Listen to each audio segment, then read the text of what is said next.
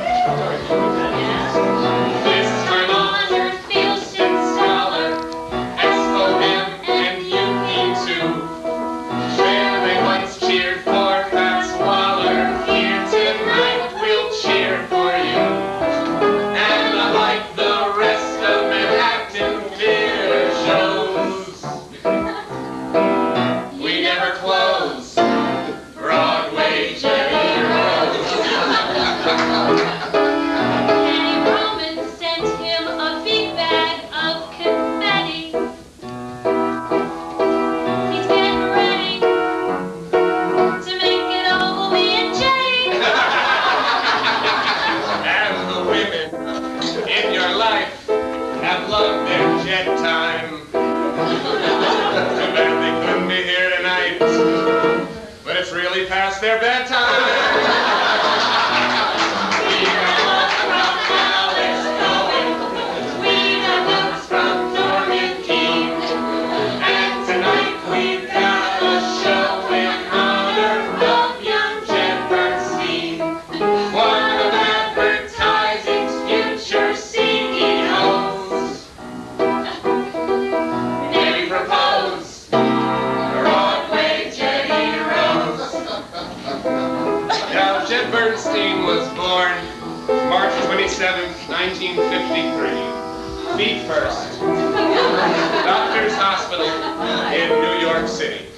The obstetrician, Dr. Klimper, was surprised to find him wearing not only a gray three-piece suit, a Burberry trench coat, but sporting a pipe, Diet Pepsi, and Camp Pinecliff t-shirt. His first week in the world was complicated by his attempts to date 2- and 3-day-old babies. First signs that he would always like younger women. Most of them declined, claiming they had to wash the soft spot on the top of their head. He was brought home from the hospital in Alex Cohen's limousine.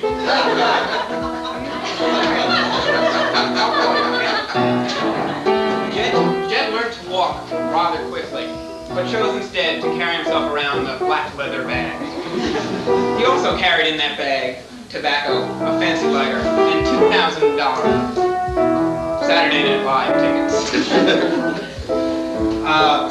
He was just looking ahead. Great reading. Soon a younger brother, Doug, was added to the household, who has since gone on to become the greatest man on the face of the earth.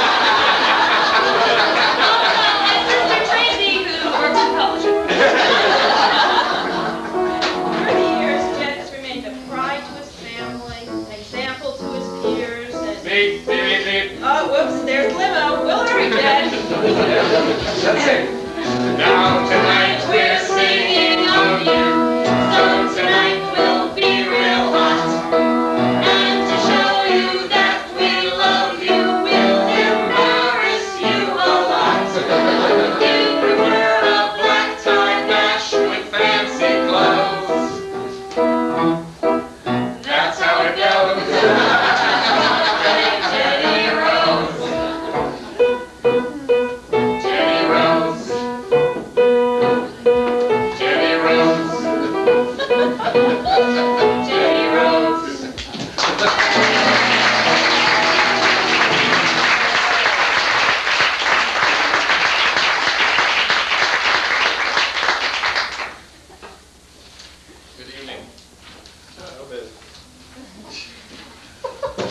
Welcome to the Manhattan Theater Club Cabaret Room.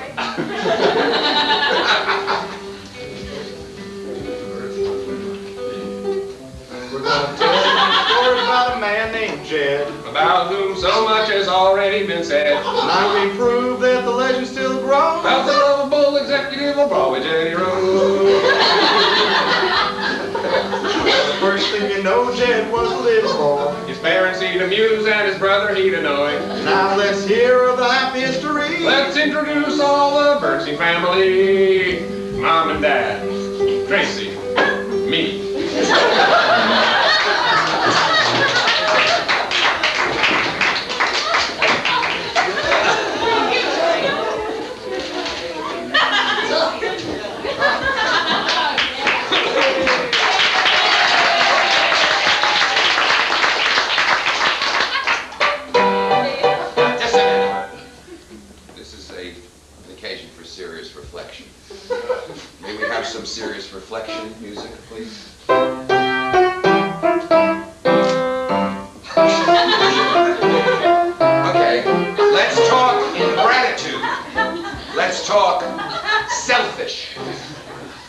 school, Jed was in charge of the Musical Comedy Society.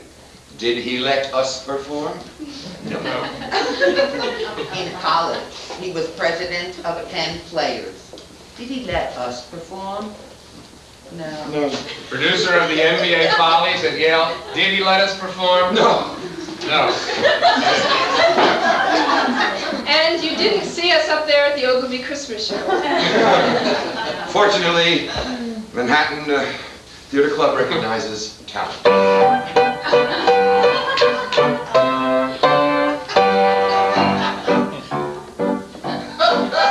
When Jed was a baby, he would cry. It seemed spontaneous, but it was sly.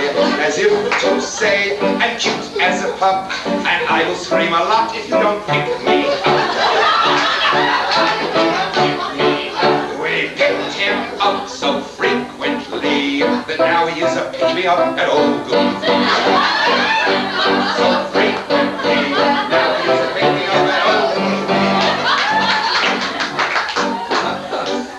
At family parties, Jed was the boss. On anything we served, he poured the chili sauce. On the word gourmet, he put his stamp, and he branched out into ketchup at summer camp. He branched out into ketchup at summer camp. He stayed at camp eternally, so now he's the king of camp at Ogilvy. He stayed at camp eternally, so now he is the king of camp at Ogilvy. College, Jed was awfully keen on girls who were short, dark, and 17.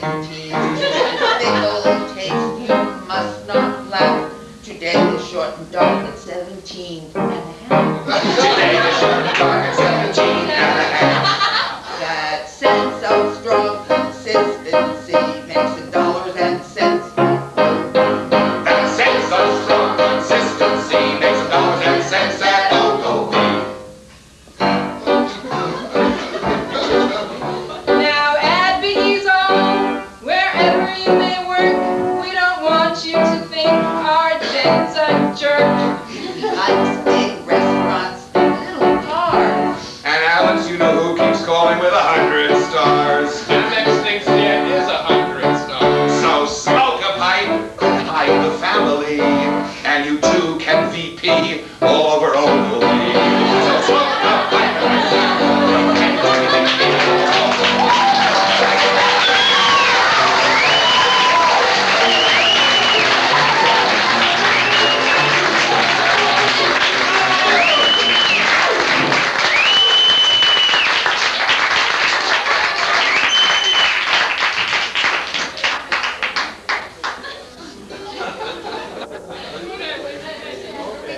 Is everybody following this?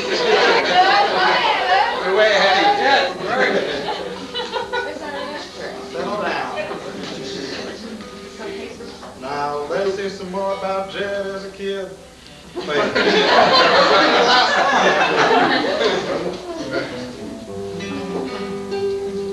Let's hear some more about Jed as a kid. Who the youngster knew and what the toddler did. Long before he got a business school degree. He knew the next woman at the tender age of 3.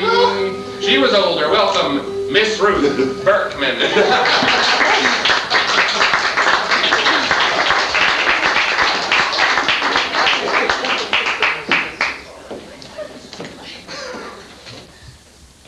I was Jed's first teacher. I was Jed's last teacher. 2 years with me, and he knew everything there was to know. He was a smart little boy, a wonderful little boy. The thing he liked best to do in nursery school was to lead the line. That was his job.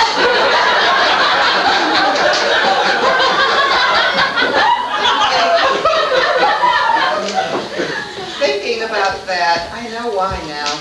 It was because that way he could see his mom first thing when she came. He really missed his mom a lot. And you know what? Things really haven't changed though. Jed is still first man in line. Jed is still the leader. And Jed still, Jed, for God's sakes, Mommy's here.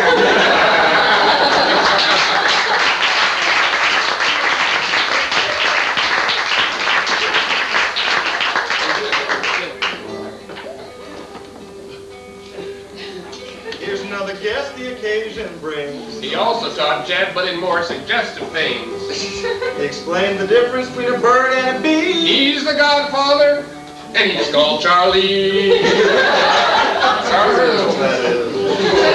Charles Jewell.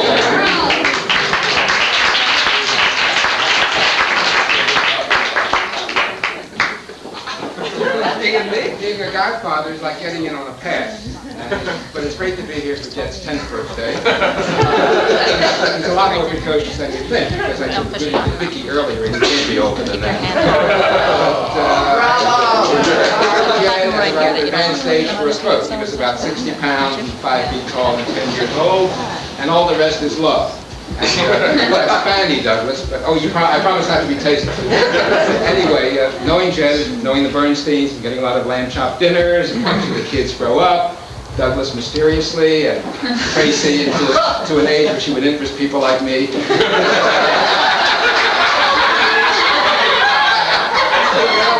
So my fair lady. At any rate, it is baseball and birthday party, seeing Jed grow up into be a loving person, not capable of anything mean or unfeeling or unkind. And I can say that in all due modesty because he certainly doesn't get it from my side.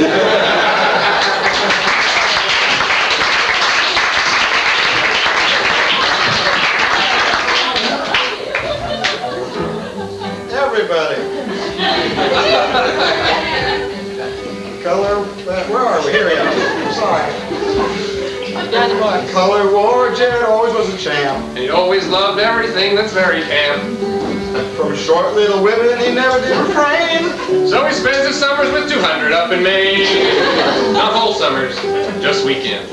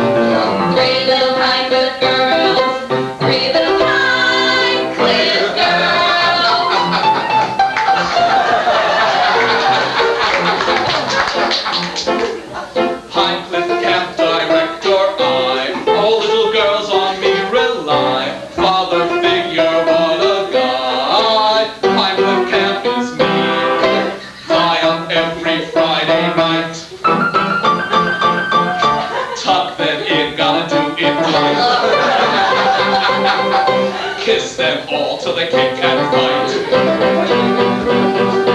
Pinecliff Camp is me. Pinecliff Camp is me. Oh, how I love to make them giggle, walking the bump line to watch them wiggle. Still too young to have much to jiggle. Love those Pinecliff girls. Love those Pinecliff girls.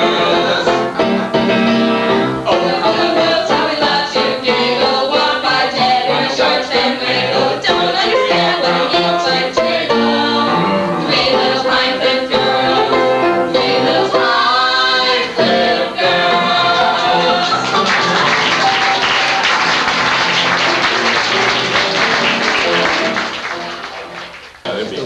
Oh, it's going to be the ugly Christmas show. It's great. When I was in business school, I decided that investment banking and manufacturing weren't for me. I mean, after all, how can you get ahead when somebody actually knows how many deals you've done? Perceptions, that's what's important. People just have to think you're working hard. Well, out of the school, searching for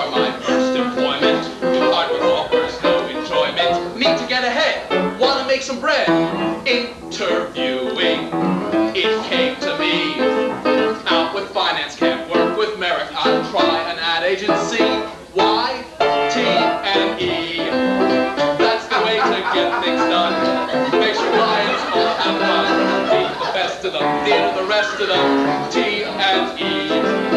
Let you live beyond your means. Suddenly you'll never be alone. With T and E, the money flows. Thank God it's not your own.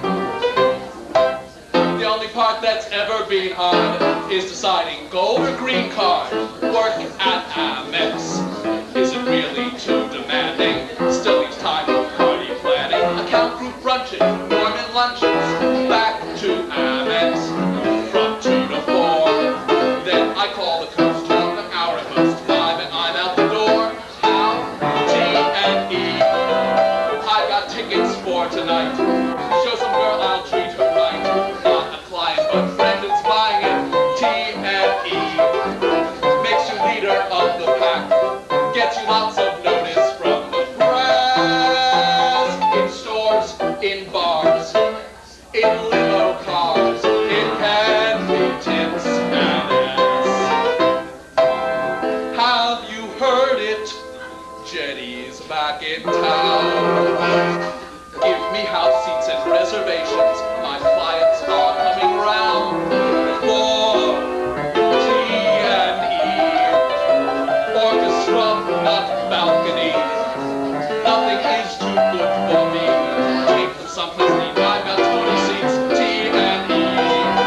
It's the only way to go when you're in the advertising game. With T and E. Yes, T and E.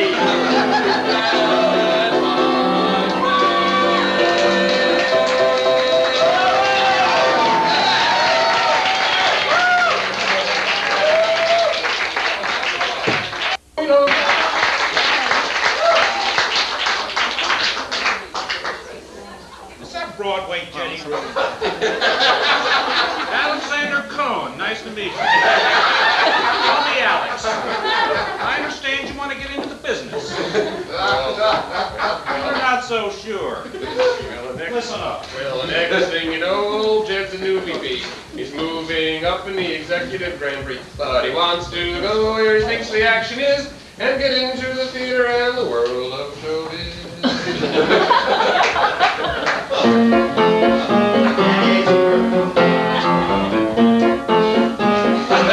They said advertising's not your big obsession. You wanna switch to a new profession. Though you're tired of account group supervising, I advise you stay in advertising. The pace is rapid and the money's looser. Let's have lunch, let's have lunch. Big idea, big idea. Be rich when you are cruiser. But no money is produced when you're producer. You want some good views? Then go and produce. Are you a magician, a talented lover? Have you an ambition to be a producer? To be a producer, get ready to suffer. A chronic condition the rest of your life. Don't do it like Bernie. Don't do it like Jerry. Don't be an attorney. Don't be a producer. An admin is better. Be like Norman Berry. Cause all you can earn here can get the best out of life if you're producing. I'm gigantic. Are you frantic, sympathic, transatlantic? How romantic can it be?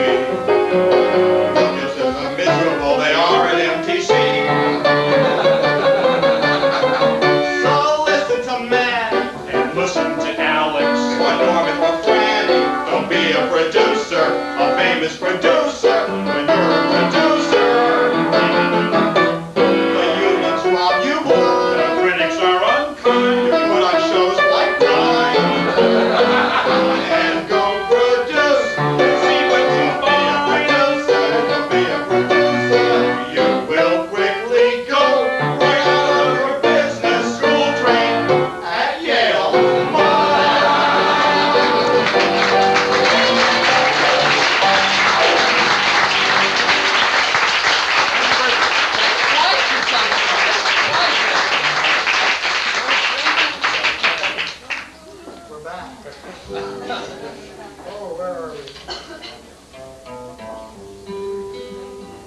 Now, the romantic Jed is really something great. And at 30 years old now, it's not at all too late.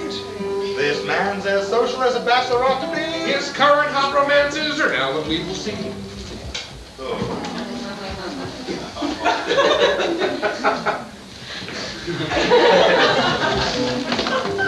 Jed's social life can be misunderstood. So let's go back to when it was really good. In younger days, he was always on the spree. Let's take a look now at his romantic family tree.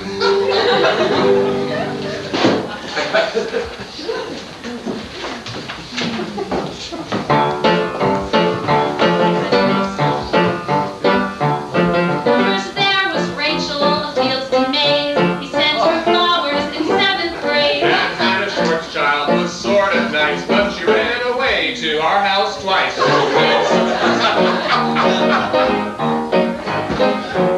There's Boston Margie, and that's no joke. Her father got sick and then went broke. And Lisa Zimmerman was sort of wild. Now she's divorced and has a child.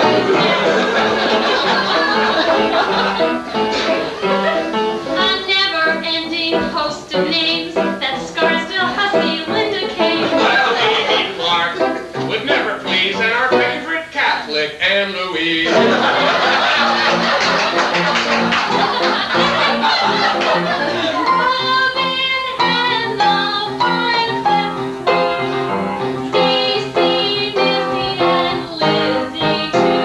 And Lisa with all her curls, Jewish American girl. Jed's movie life was all rehearsed. But they made something about Amelia first.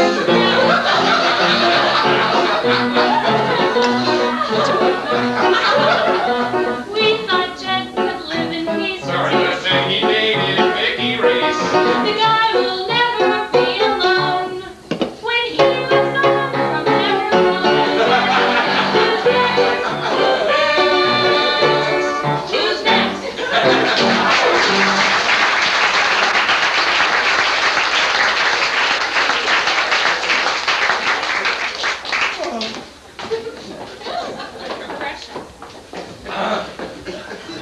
We've been rehearsing this for 2 weeks. What's better than the other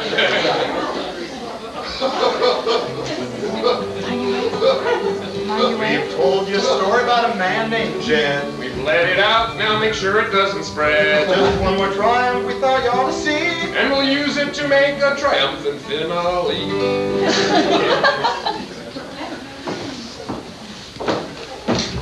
The role of Suzette will be played by Deborah Cohn.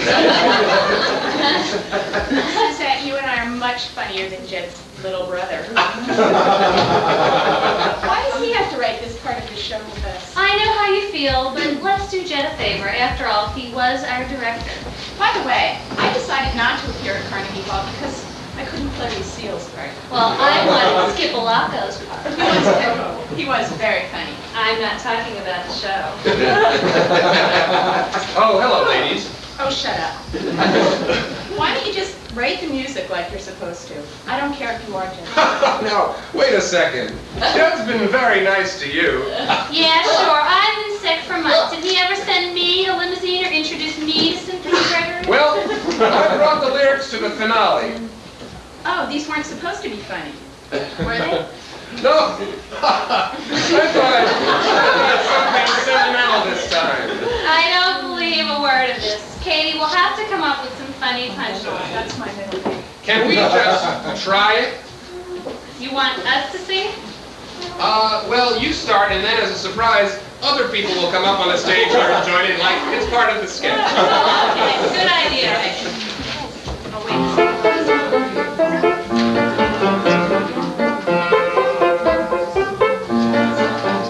On March 27th, 1955, two young parents saw their firstborn son arrive.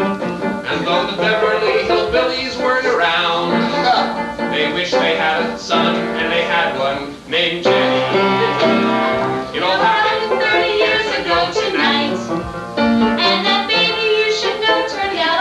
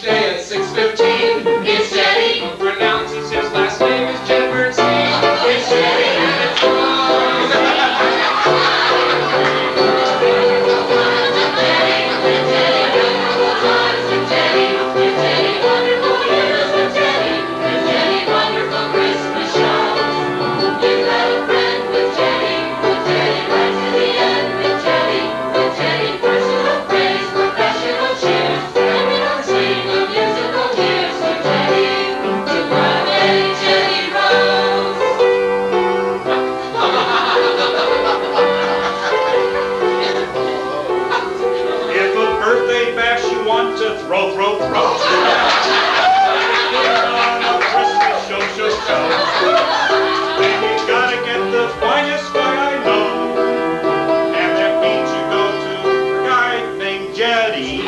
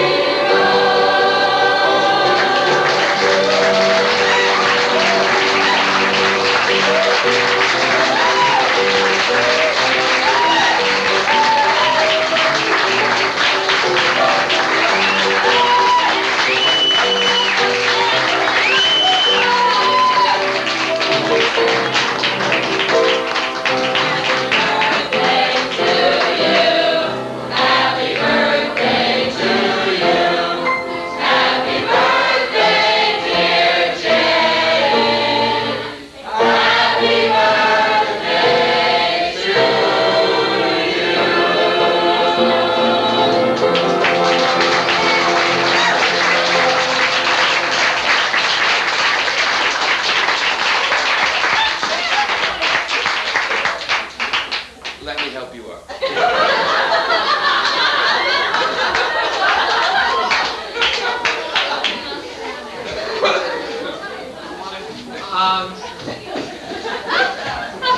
You got me. I have absolutely nothing to say.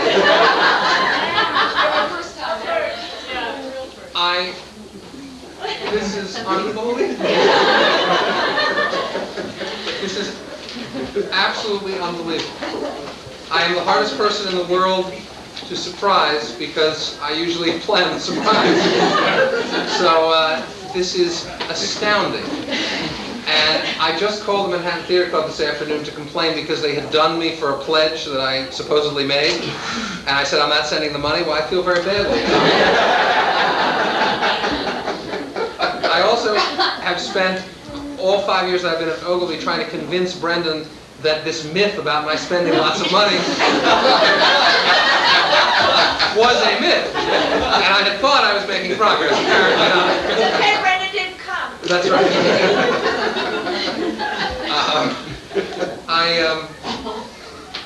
I can't thank you enough. I don't know what I'm going to do Saturday night, but it's not a party. It's the real party. This is just one. But every day of my life, all of you make it a time to remember, and to gather everybody together for this event is just icing on that cake. So thank you.